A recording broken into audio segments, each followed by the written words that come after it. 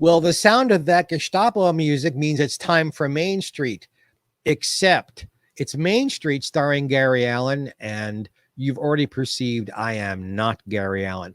Hi, I'm Geoffrey Mark. I'm filling in for Gary. Gary will be back with you next time. He is feeling much, much, much, much better. I think I'll be with you one more time in September. But boy, are you going to be glad you tuned in today. Not just because I look like a very handsome, sparkly daddy today, but my guest is someone I'm almost in love with her. Someone who I think is so talented, so funny, so real. I just adore this person. If you're a fan of pop music, if you're a fan of jazz, if you're a fan of good music, then you must be a fan of a wonderful group who's been around now, I think, 4 decades, called the Manhattan Transfer. And if you know them and you love them, and how can you not, then you know that my next guest is 1/4 of that incredible sound. But more importantly, she's 100% of her own sound, an incredible singer, an incredible performer at home. I snap fingers. So everybody, would you all please snap fingers for my friend, the incredible Cheryl Bentyne? Come on in. Woo woo. Yes, there we are. Hello, dear. How are you, my love? I'm very good. I'm very good. A little warm out here, I got to be honest. So well, we're both, Gary's in Florida, and our producer Tom is in New York. And Cheryl and I are both in Palm Springs. So we're having late summer heat here. Wow. And we are worshiping the air conditioning. Yes, we are. I've turned mine down so it doesn't interfere with our groove here, but it's still, much cooler than outside. So here we are. Here we are. So nice of you to come to my humble abode. Now the lawnmower is going outside, but nobody can hear it, and you look so beautiful, nobody really cares. Oh, you're so sweet. Well, it's being locked away for 1.5 years. Something's got to give. My hair is giving out. It's like I'm no longer. But I've told you before, I love your hair like this. Thank you. I love blonde and long and loose. Well, I wouldn't call that blonde, but thank you. Hush. Everybody, all the women in show business and out of show business now are all white and gray, which, I think it's a relief to all of us ladies. I adore Lucy Arnaz. She is a dear friend. Yes. And, she always had, she's half Cuban and this jet black hair. Yeah. And now she's gone all white, and shoot me down if she doesn't look even better. She looks wonderful. Yeah, I saw a thing she did for the Purple Room, and I was just like, oh my God. It works on almost everyone, every woman I've met. I don't know why. It kind of brings out the skin tones or something. I don't know. Maybe it's just we're not dealing with chemicals. So we feel better. Yes. Yes. Thank you very much. Well, meanwhile, I'm still a redhead. I'm not ready to face going all white quite You're yet. My gorgeous redhead. Yeah. Well, this going on, which is a really nice accent piece. Well, it's beautiful. My hairstylist here decided that I needed to lengthen my chin. So he said, let this go white and let it grow long, and your face will look longer and thinner. And I like it. I was told yesterday, that makes you look like a very masculine daddy. I said, well, for a guy who wears sequins almost every day, I'll take that. I like the daddy part of the description. Well, at my age, I cannot call myself a BOY, or especially not a BOI. I'll take daddy. I'll take daddy over grandpa. So I'll own it. Well, hey, you look, daddy.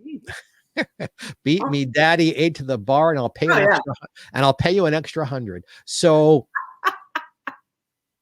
hey, you've been in the recording studio a lot lately, and I'm excited about that because, being in show business, I'm sure you have the same thing. We admire people, we're fans of people, but many of the people we admire we're also personal friends with. So you almost have to separate out friendship from personal admiration. I'm such an admirer of your work and of the group's work. And we will talk about that separately, because you are your own person with your own sound and your own voice, which I just adore. But it's been a little while since there's been a new anything from the Manhattan Transfer, except some gorgeous reissues that have come out, remastered things that are just lovely, folks. If you're in the market to buy some good music, go look at that stuff, because it's gorgeous. But what are you guys doing right now? Well, we were assigned or asked before the pandemic, so it turned out perfectly for everybody, to sing on a German, like the Funkhaus Orchestra, WDR in Germany, that we've worked with before, the symphony orchestra. And they wanted to do a project with us. So they said, if you could redo some of your songs that we know, we did it, all the songs that people know. Some were newer, some were way back, and redo them, rearrange them and make them, sit well in front of a symphony orchestra. So we did that. And we asked different orchestrators and then different vocal arrangements, of course, for all of these. And they sent the tracks to us. So we've been doing that on and off. I'd go into LA and do something that we really hadn't planned on doing. So it's been a really wonderful kind of a pick up and go type of a situation, where I'm not sure when it's coming out. I have to go in one more day next Tuesday and finish another song on a little street in Singapore. I love that song. I'm not going to give them all away, because there's some wonderful things. God only knows. We did it again. We did. We had a ball. Now, A Street in Singapore comes from the Pastiche album that I think even precedes your being with the group. Yes. So I'm happy to we have nothing against Laurel Massa, who is a wonderful singer, but she's not my friend. You are. I'll be so happy to hear you sing that. Yeah. I've heard, of course, the first symphony album you guys did, and I was amazed, because I think a lot of people would have just tried to copy what they'd already done. But you guys didn't. Your vocals were different. You approached the songs a little differently, enough so that it wasn't like somebody imposed an orchestra on you. You were singing with a new arrangement. I loved it. I hope this next one is just like that. I have to give Corey Allen a lot of credit for that, my ex-husband, but very talented man. He wrote most of these beautiful charts, for, like you said, songs that we had been doing, but took them to a different place. So this is a continuation of that, with some horn things as well, not just all slow and lush, but beautiful slow and lush, believe me. So we've done that. And when you mentioned remasters, we have a 5 CD compilation coming out next year on Concord of the history of this group, which is 50 years, by the way, not 40. Look, I look like Macaulay Culkin. I really did. Except you're a lot prettier. So that's coming out next year in conjunction with our 50th tour. Yeah, so. I knew that. That's why I was hoping I would lead you into that, because nice leading. Manhattan Transfer fans, you are going to have spontaneous orgasms over this, because it is going to be it's everything you've ever wanted from them and more, and new material that's now coming out as well. So goody good for all of us. Yeah. But I don't think there is another group like Manhattan Transfer. I know you guys, the original people, because the group has morphed a little bit since the late 1960s, early 1970s. Oh, yes. The first transfer. The first iteration of the group. Yeah. There was Lambert, Hendricks, and Ross. There were the Modernaires. There were, and I guess you guys have Philos been influenced by some of these guys, the four freshmen. But you are completely, it's like you've taken everything you've ever heard and rolled it up together and crushed it up and made a brand new cake, and it rose up to this other thing that nobody else does. I used to wonder sometimes, how do they come up with all of these new ideas? Because each album is different from the last. Everything you Mhm. guys did, it wasn't like, oh, we do this. We sold 1 million copies of this. Now we're going to do 16 more of the exact same thing because we sold, no, Yeah. everything is it's South American music. It's 50s music. It's doo-wop music. It's vocalese. It's 30s music. Mhm. It's disco music, for heaven's sakes. You Yeah, guys did a little bit of I everything. know. Isn't that fun? Well, Yeah. it shows incredible talent and incredible management, because the talent has to see. I don't think folks realize, and I know I'm doing all the talking here, Oh, I but love what you're saying. you have to have, first of all, talented singers. Well, you guys are incredible. You have to have the right songs for the right singers. You have Exactly. to have the right arrangements for the right songs for the right singers. You have to Mhm. have the right musicians for the in the house that Jack built. It all has to be there. It's actually the house that Tim built, but That go Tim ahead. built. Oh, see? Yeah. Oh, it was all his idea. I still give him credit. God bless him. He's been gone from us for quite a while now. His original concept was two men, two women, excuse me, um, and following the concept of the Count Basie sax section, like four incredible, Harmonies. tenor, alto, baritone, blah blah blah, and his bigger idea, his bigger dream was to not be pigeonholed into one style of music. So the very first album the group did was amazingly, versatile. And then when I came in on extensions, same thing. It's a conscious effort in a way, but not a contrived effort where there's four different people with we like four different things. And I think that's part of it too. But he also said one thing once that, really stuck with this group. And the concept is, once you become what's the word? Once you start doing the same thing over and over, and not bring something fresh every time to music and give them what they had before, you become totally disposable. Yes. Nobody wants to hang on. But with this group, and again, I think it was a subconscious effort on his part, although he was an amazing leader, we followed our own paths and our own ears, and like you said, we had to pick things that fit my voice, that fit Janice's, that fit Alan's, that fit Tim's, and the combination of those four. Now Trist, which is a wonderful addition. We're just so blessed to have him, Trist Curlis. I'm jealous. I would love to be the fourth guy. I really would.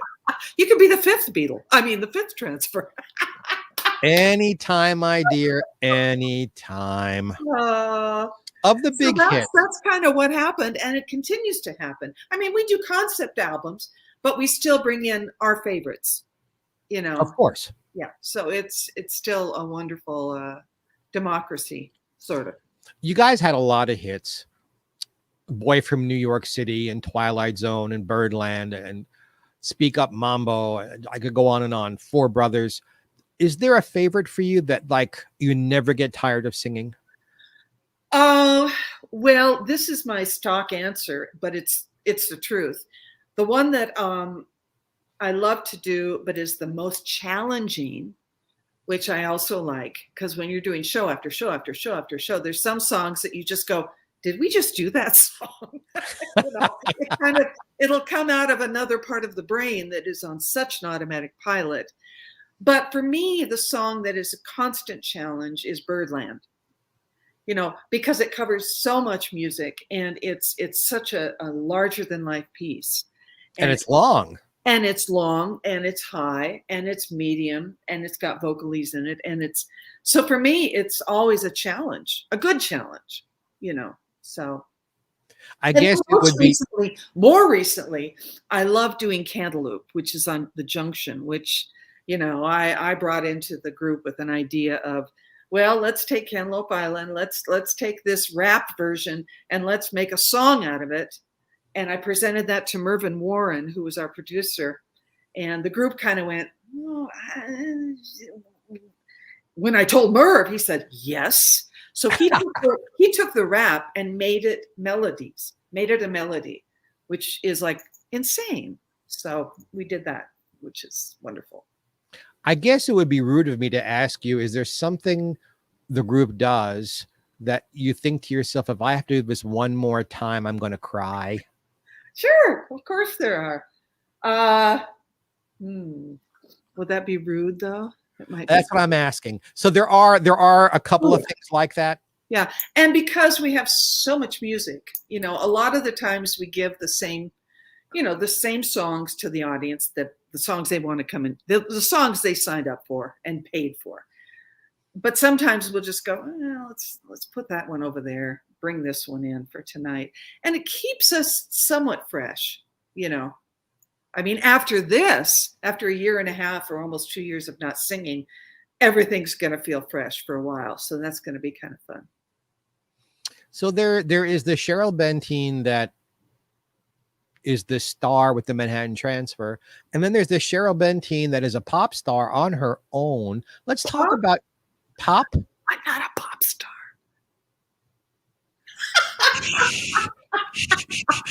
I'm a vocalist. I'm a vocalist who sings a lot of things. Pop is not my forte. All right. Cheryl Bentyne, Songbird. How's that? Oh, I love that. Okay. We will borrow the name of a Barbra Streisand album and apply it to you, Songbird. Okay. All right. So you know what? So my gaffe is actually a way into a good question. So there are the sensitivities and the tastes of the group, the Manhattan Transfer.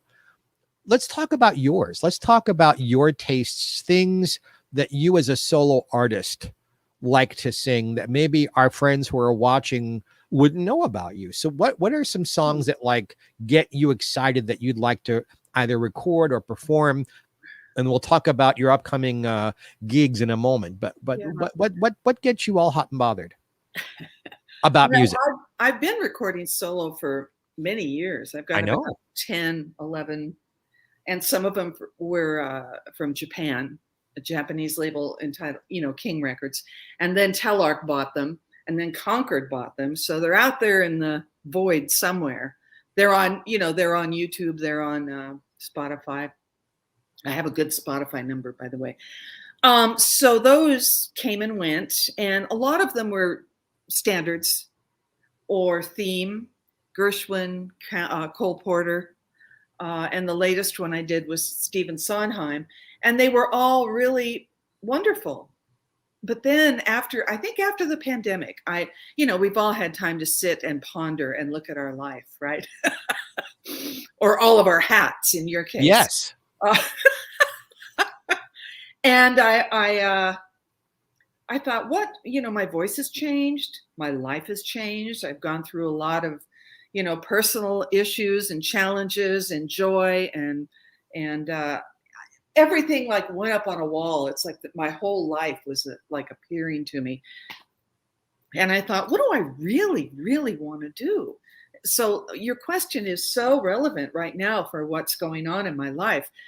So I'm picking songs, and I've been recording them in my little faux studio here with Trist. Whoops, I have a hair. Trist Curlis, our bass in the group, is also a great engineer, so he comes out here. And I'm picking songs that apply to me personally. Well, I was telling you earlier, any singer, you obviously, hopefully pick songs that apply to you or somehow resonate with you. Well, I went a couple steps further and picked songs that really told my story. So I'm real excited about it. I've got a couple Melody Gardot songs. I have Annie Lennox. I have Jimmy Cullum. I have Chris Isaak. I have, what else do I have? Patricia Barber. Love her. Storytellers, and I'm probably forgetting a few. But so that's where I'm beginning. I wrote a few tunes too, and I'm not sure if they're going to make the cut, but they may. I'm not sure. So these are songs that are not pop. They're not jazz. They're kind of songs for Cheryl. I can't put a definition on them, which is which is, kind of, there's freedom in that, to not define it. So there's storytelling songs. And that's what I'm doing at the Purple Room will be my first attempt at doing this show. So for those of us who are watching this and listening to this, who are saying the what, the purple, the who, here in Palm Springs, the premier wonderful nightclub for all people who are wonderful at music of all genres is called the Purple Room, and you're booked next year in April. Yes, April 8 and 9. And I will be there both nights. You know what? Just for you, I will not do this. I will do this so that you can actually see it and hear it. Yeah, it reads better. Yes. Well, Michael Holmes, obviously the brains and the heart behind the Purple Room, is just a sweetheart, and he's giving me an opportunity because I've never played in Palm Springs before as Cheryl Bentyne, who lives in Palm Springs. The group plays in McCallum, and we're going to be there in March, so that'll be nice. But so all of you desert people, there's double Cheryl, the McCallum in March, and the Purple Room in April, and everybody else who cannot get to the desert. We have new albums coming out for the 50th anniversary and a brand new album. So we will sate all of you with this wonderful talent. I just didn't want to leave anybody out who's watching. And Bucket List says, hey, everybody. Hello, Bucket List. We have fans who are commenting as we're talking here. Bucket List. I like that. We all have a bucket list, don't we? I hope so. Yeah. It's what keeps us going. When you choose songs, you just said you talk about wanting to tell a story.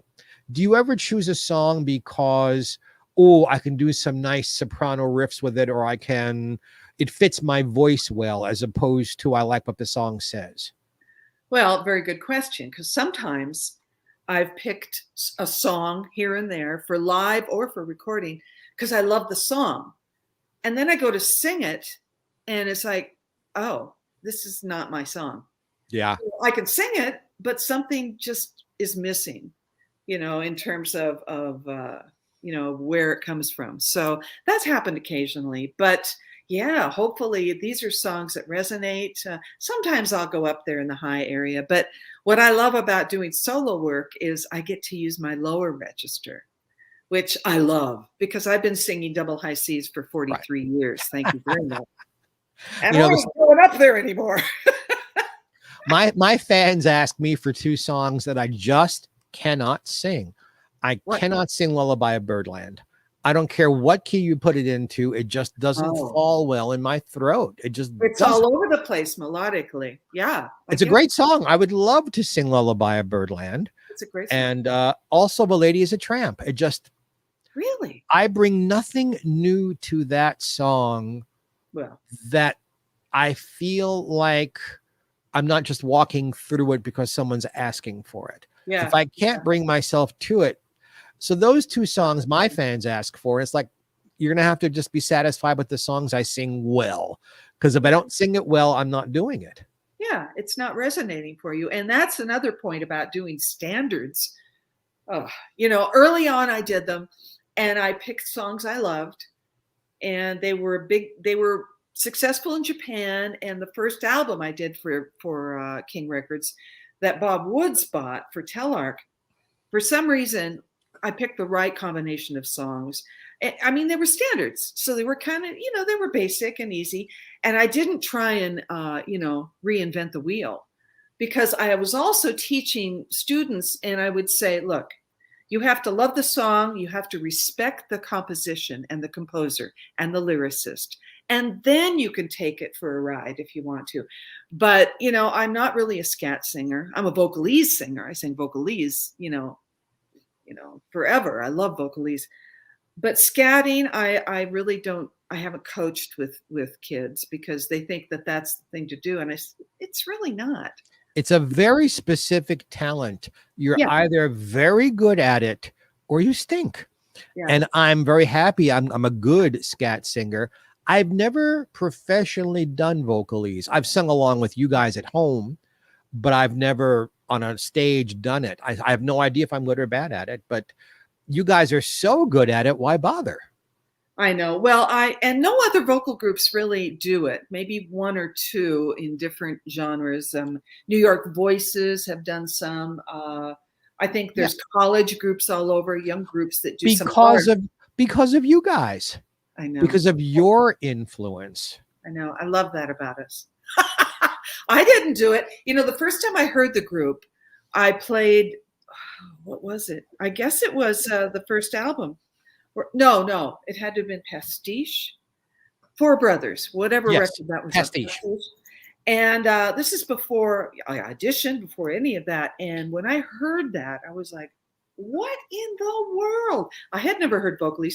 I grew up with my dad, you know, playing Dixieland jazz, but still Vocalese was not anywhere in my universe or his.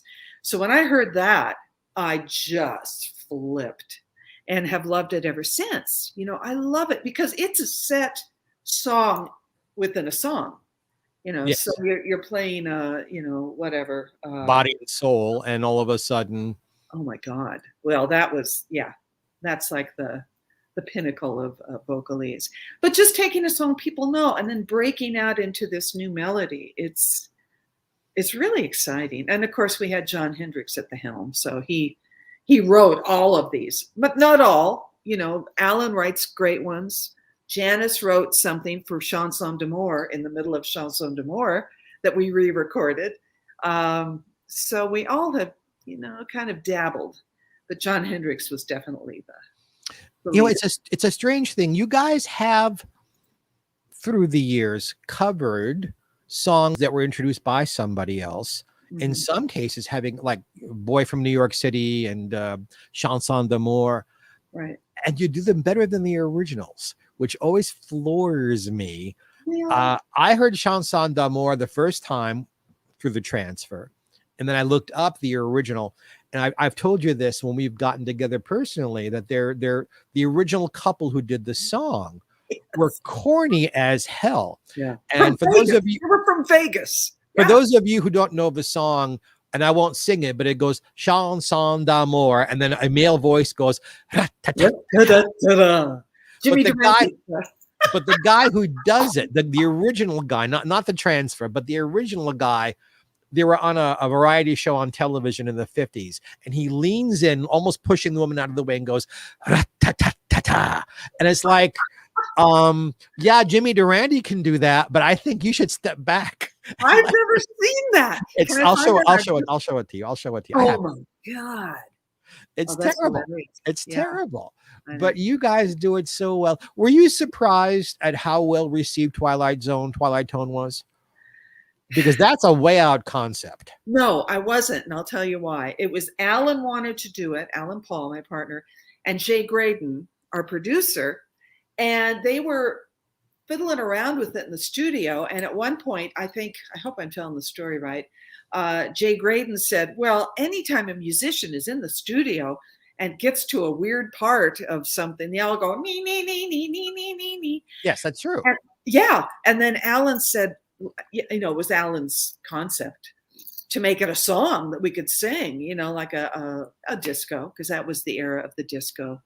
And yeah, and Alan wrote the lyric, a story about a little girl, about a girl who, you know, when I hear this melody, blah, blah, blah. And the first time we went to, this is such a great story, I think it was Germany, and we went into a disco.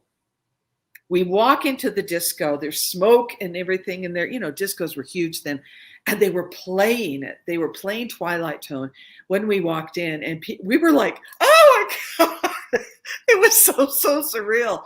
So it was very fun. Yeah. I will share with you, I've been mentoring a young man, 25 years old.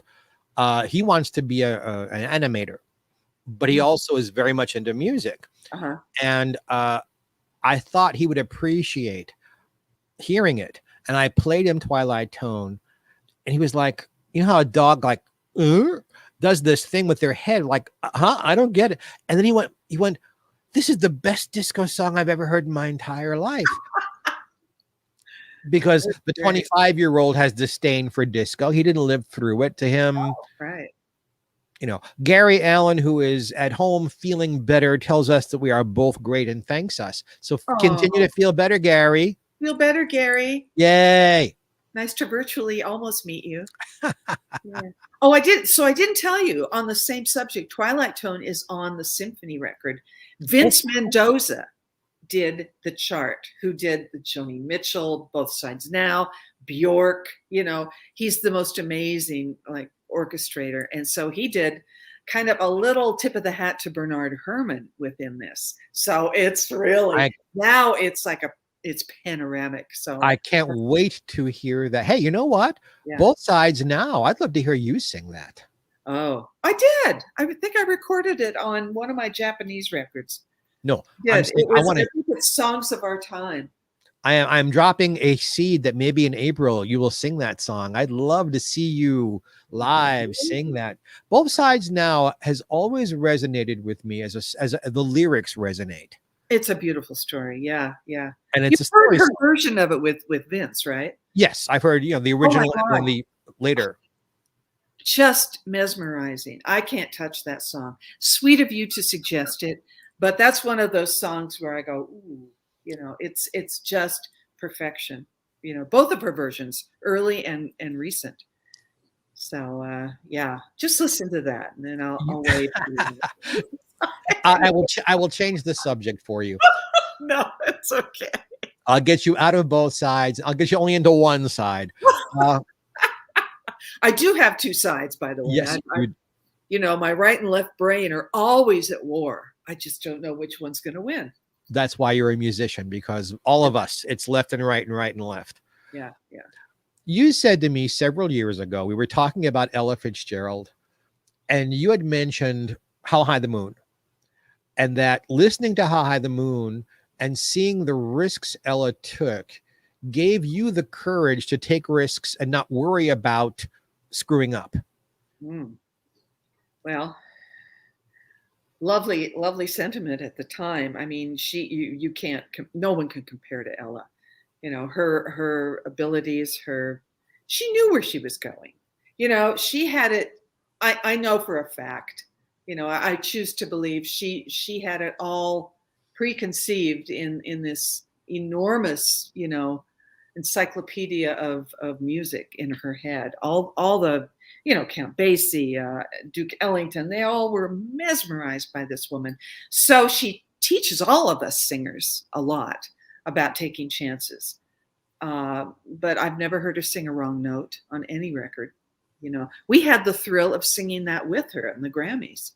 So that was, and we were rehearsing around a piano backstage somewhere, and we did the head, somewhere there's music, how faint the tune. And then we opened it up and stood back and let her do her thing. So she's, we're just rehearsing and we're all like going, and she finishes and then she looks at us and she goes, was that okay? I'm not lying. No, I know you're not lying. And we went, yeah, that's pretty, that's fine with us. You and Janice both told me the same story about performing at a tribute to Ella. Yes. Where at the end, Ella comes out. And I honestly forget whether it was you or Janice who said the audience went, because it's a wonderful turn of a phrase. The audience was so excited to see her, they were unscrewing the seats. And I forget if that was you or Janice who said that. Okay.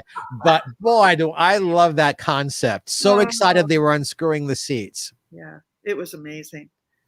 We've had such wonderful, wonderful moments in our career, and that's right up there, Well, and you did a wonderful thing at Carnegie Hall, a salute to Vocalese. Yeah. And you opened the show with I was there. That's why I remember it so well. What did we do? You did Four Brothers, you did Birdland, and what else? Maybe the Speak Up Mambo, but you did three. Speak Up Mambo isn't really Vocalese. You did three strong Vocalese songs, and John was there. John Henrik was there, and yes. I see you, Gary. Gary's asking questions. He's flashing at me. Ask her this question. Let me finish my sentence, Gary. Uh, Nobody could follow you. I mean, it was a long, large show. You guys opened, and Yeah. everybody after you was a denouement because you were so brilliant in what you Oh, did. wow. So Gary wants me to ask you, what is your all-time favorite song and writer? Yeah. Yikes. Yeah, I knew that. See, Gary, this is why I don't ask these kinds of questions, because guests go, yikes. You don't put them on the spot like What's your that. favorite song? Well, everyone I know gives me a bad time, or not a bad time, but they just kind of shake their heads, like, oh God, here she goes again. But you're gonna laugh. I mean, it's not a jazz piece. It's more of a pop piece. Is Brian Wilson's "God Only Knows." Oh, yes. It just takes me, even when I say the name of the tune, something lifts me higher than anything when I hear that song. And I cry every time I play it. yeah, well, we re-recorded it with the symphony, Yes. so it's Yes. going to be another version of yet the most beautiful song I've ever heard in my life. I'm a big Brian Wilson fanatic, you could say. I go, all the way with that. So it would be probably, it's like, how can you pick one song in the universe? But one of these days when Billy Henshey is in the desert, we need to have a meal, because he's married to the family. He plays with the group now, and he's got 9 million Brian Wilson stories, and he's a brilliant musician on his own. Yeah, we'll arrange that. I'd love to chat him up. Oh my God. Next time Billy comes to town, we'll arrange it. Maybe we'll get Lucy to come join us too. Oh, that'd be fabulous. Fabulous. You mentioned a bit ago in our talking here today that through COVID and through your life, there have been these wonderful high points, but these challenges.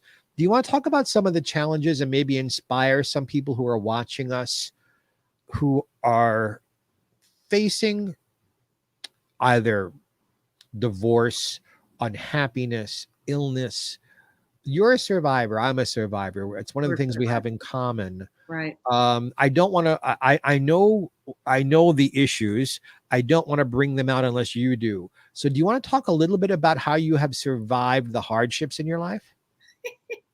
Sure. I mean, I get a little self-conscious about it because it's not like I'm, I don't want to sensationalize it, or say, poor me. I went through cancer twice on the road. I got ill, came home, had non-Hodgkin's lymphoma, was off the road for 8 months, and that was the hardest part. I said, I got to get back to work. I got it. And the doctor went, no, you're not going back to work. So I got through that 2011 to 2012, and then went out on the road for a year, and it came back, but it came back a lot worse. And so I went off the road again and got a stem cell transplant. So that kind of solved it, solved the physical part of it. But then there are remnants and overshadowing circumstances mentally that wouldn't let me go on in a certain way. I hit a wall mentally, emotionally, let's put it that way. And it was PTSD, and I didn't know it at the time. Nobody told me about this. And this was like way after chemo. I'm getting into a story for a reason, so bear with me. And I, I had to try and get some kind of, tranquilizers, some kind of antidepressants, anything. Nothing was working. And I hated that stuff anyway. Then after a few years later, I found something that is working. And then I realized, I started reading about it and decided I would love to talk to other women, to give women out there that are about to go through this end process of cancer, give them a hint as to what's coming up next, because it's not just you walk out of chemo and you're fine. So I gathered 8 women that I knew very well, singers, all but one were all singers too. So that tells you how many people, how many women, men, everybody have gone through it, either like directly or indirectly. And I interviewed them, not really interviewed, but did like what we're doing, and made a podcast. So the podcast is up on Apple. It's called I Sing the Body. And within that, I did it for other women, but I realized when I came out of it, I did it for me, because it kind of just validated everything I'd gone through in terms of, okay, post-cancer, now what's going on? Now I hate myself. I hate the world. I'm angry. I'm this, I'm that. And then people who had never had it go, you should be grateful, Cheryl. And I'm going, well, yeah, so there was so much confusion mentally. And that is such a large part of my life, the pain, the struggle, and the survival, the surviving it all. And it's always with me. I don't know if you feel that way. I do. It's a part of us now. Yes. And we're different than we were. I can't define how, but I know I am different. And with that, I've got a few dear friends, some of which are still going through, still battling. Yes. So I'm very blessed. You're very blessed. And we forge on. We forge on. I think the best thing in my life, I got to say, is my daughter. She has kept me afloat. She keeps me going. She is the love of my life. She's engaged. She lives. Yay. I know. They're going to get married in Joshua Tree. Right here. Yay. I know. But she's a bright light. She's an amazing young lady. And so I've got everything to be thankful for. But of course I have dark, dark, dark days where I'll sit on the couch all day. I still go through that. So, I think every human being on the planet has that to some degree. It's just that most folks don't talk about it. Yeah. And especially now, the last couple of years, we all went into shock, and everyone got mentally, unhinged, I believe. Yes, I agree. Mentally unhinged. Yeah. So we're all like coming back from that, Anyway. Is there anything left in show business that you have not tried that you'd like to do? Oh, yes. Please. Well, please tell us about that. Would you please, Sarah? Okay. I went to revivals the other day and started buying plays. Eugene O'Neill, Neil Simon, Noel Coward, which I did Private Lives many years ago, Wendy Wasserstein. So to give you an idea, I want to be in a play. I want to act, and there's this wonderful theater out here.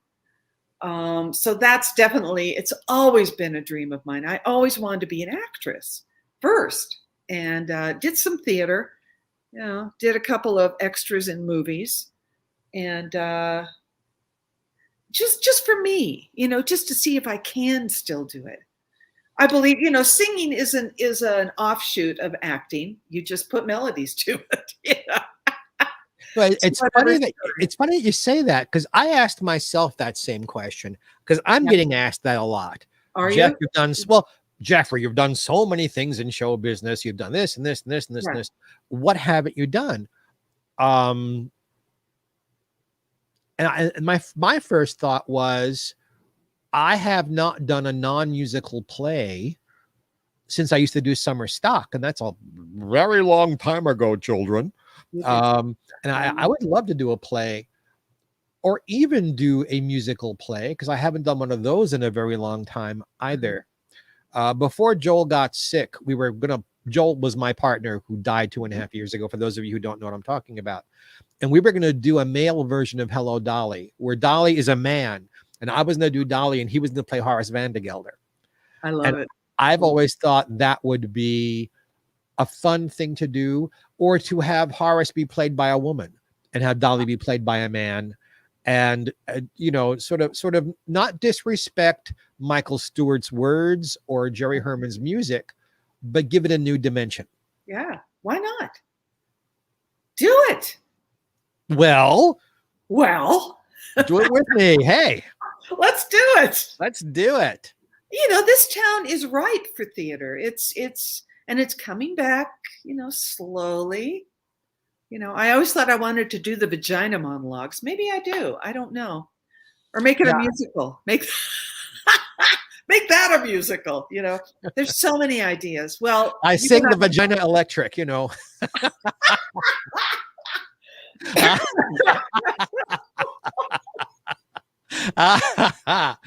patent these ideas. We better not shout. We got them on video now on live television. So I know. I love it. Let's talk about touring for a second, because I wrote extensively in my second book on Ella about what she had to go through to be touring for her 42 weeks a year, 2 shows a night, all over the world. Now, you have toured extensively, and for those of you out there who don't know what we're talking about, just the practicalities of touring, packing, getting your music together, your costumes, your makeup, your daytime wardrobe, getting to the airport, flying, getting to the hotel, unpacking, packing again, getting your voice ready, hitting jet lag, and then having to perform. She's done it a lot more than I, but I've toured the world and done it, and it's hard, kids. It's really hard to do. How do you keep your sanity when you're doing that, and your health? It's so glamorous, isn't it? People think, oh, my close friends even, they go, oh, you're so lucky you get to travel the world. And I'm thinking, yeah, sometimes it's airports, hotel lobbies, theater, dinner, go back to the hotel, sleep, get up, go to the airport, and do it over and over and over again. We don't tour like we used to. I don't think we ever toured like the way you wrote about. Nobody toured like Ella did. No. Buses with the bands of blah, blah, blah. We used to tour quite a bit, though. Quite a bit when we had a couple of hits like Boy New York City, blah, blah, blah.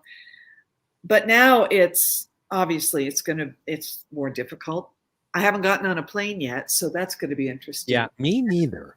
I know. Next Thursday, I go to Detroit. We're doing a show with Take 6 without an audience, thank God. So we'll see. And then we start working. But keeping healthy on the road.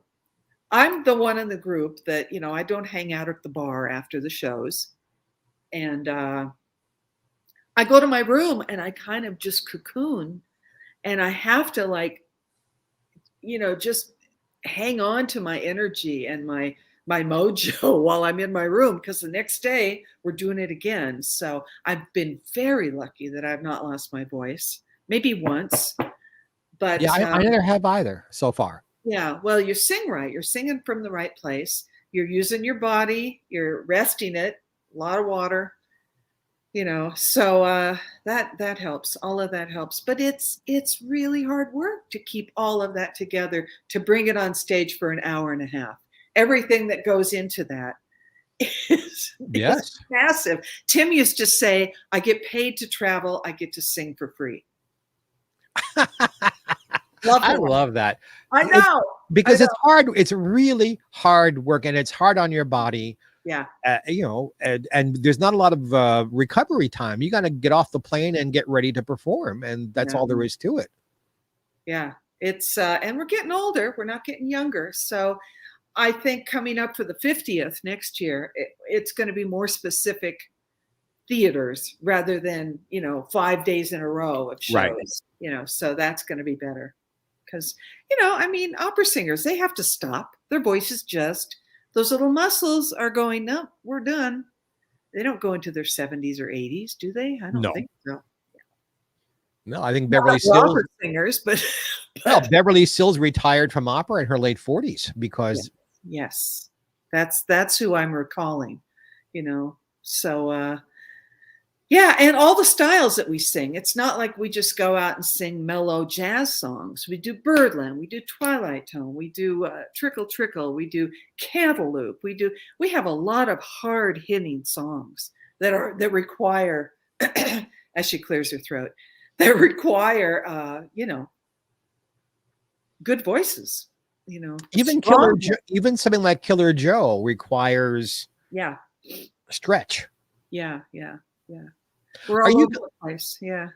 are you guys still doing costuming when you perform, or are you like just in a performing outfit and that's it? Just a performing outfit, unless like for an intermission show, which hopefully we'll be doing. Like early transfer, maybe 40s, real stylized, and then tux gowns. Maybe that may be our next chapter. I chastised Gary. I'll hear about that later, I'm sure. And I'm sorry, Gary, I didn't mean to do it so abruptly like that. What? So here's probably another question along the same lines. That's like, how do I answer that?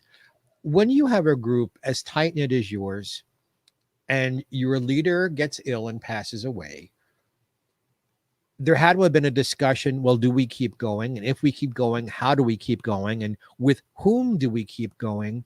And then you found this wonderful man to join you and add a different energy to the group. Was that process enormous? I don't mean losing him. That of course was terribly painful for everybody. Yeah. But was the process painful, or was there like, okay, let's make something out of this. Let's bring new energy. How did you guys come to that?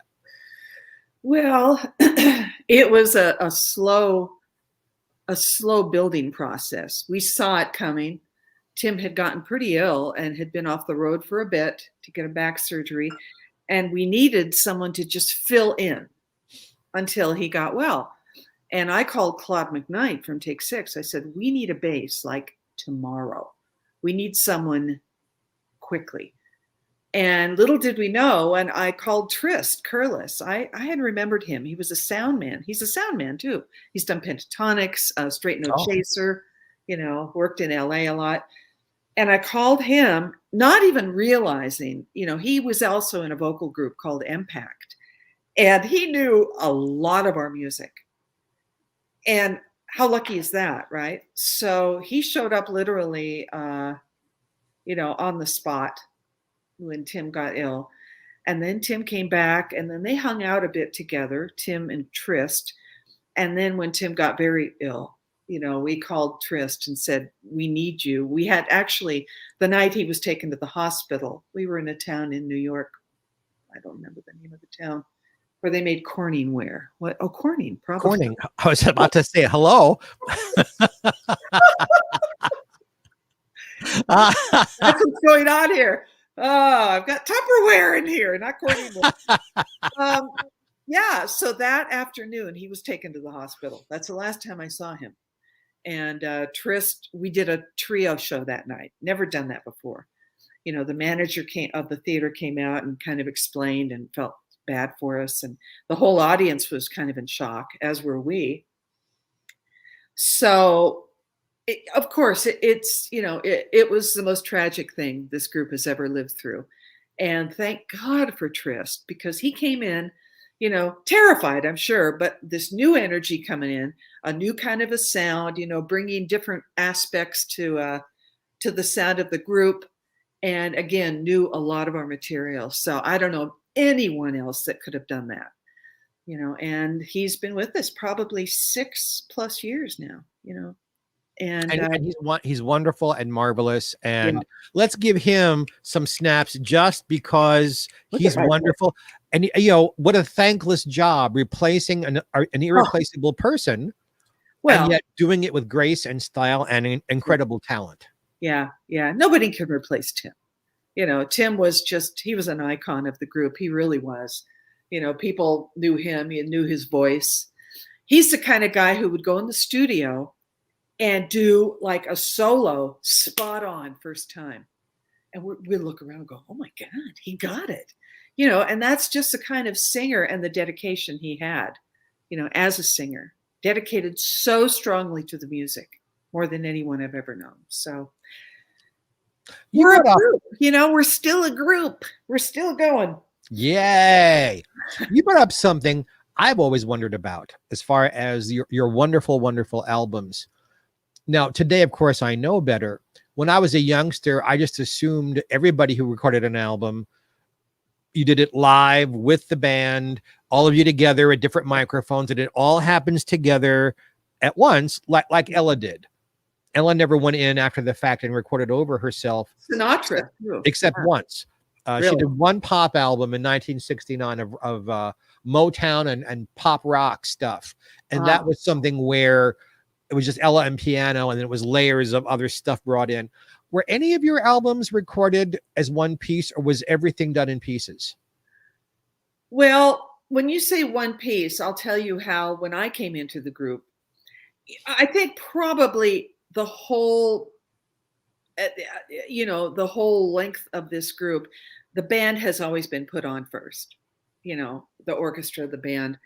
But then the four of us would stand around one mic, and producers would go, "What the heck? You're crazy." But that was the sound we developed, and that they had developed before me, where voices would naturally come in and out. We would measure with a piece of tape. Okay, Cheryl, go back this far, and I'd go back that far. That's how we did a lot of our records. And then, of course, technology stepped in. And now we do, like, Janice and I'll sing our parts. And then, Alan will sing, the tenor part, and then the bass will come in later, only to get like a better blend, because our voices are different, now. But as far as singing live with a band, I sang a solo live with David Sanborn, So You Say, and that was pretty exciting. And because Tim said, "David, come on in and play," because I'm my pop chops, I really love the song, but that took me to the level. So whenever you can do that, of course, it'll take you up to another level musically. But it's nice to have the option of going in afterwards and just, it's polishing it up a bit. Because but I am like you are, going into the recording studio this fall to do an album. And so what's your technique? What do you do? I'll let you know. I prefer, having produced music in the studio and as a singer, I will always lay down the orchestral tracks just to get one good, clean one. Yeah. And then I'll record live with the musicians. And if what I did is good, great. If not, you come back in and record with the orchestrations that you laid down just in case. Yeah. So I try to do it live, but you want your best vocal, you want your best effort. And sometimes your best effort is 2 weeks later. Yeah. I mean, I go back and forth. It's a luxury to sing live with a band, or how many times are they going to go through the song, and do you get it? Do you not get it? But there is an immediacy and a real special energy if you can sing right with them. They like it, they want it too. So usually, not always. Because somebody's got to go hi-ho like a day. You got to have a band. Exactly. I cannot believe this hour has flown by so quickly. Oh my God. Gary says, "God bless you, Cheryl, and thank you." I certainly thank you. Oh, it's been just wonderful. So I will see Cheryl tomorrow night at dinner, because I have been fortunate enough these times I have been here on Main Street for Gary to bring in my friends and talk to my friends. That is a huge, huge joy for me. Mm-hmm. So I will see you tomorrow night at dinner.